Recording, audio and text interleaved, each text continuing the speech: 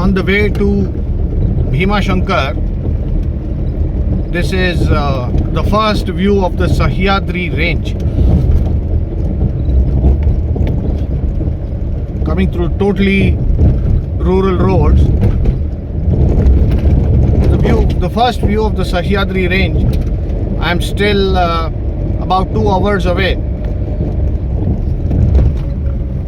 from the temple.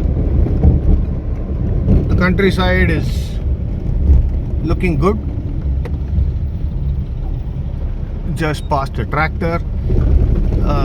A few minutes before I had passed one jatre of ಎತ್ತಿನ ಗಾಡಿ.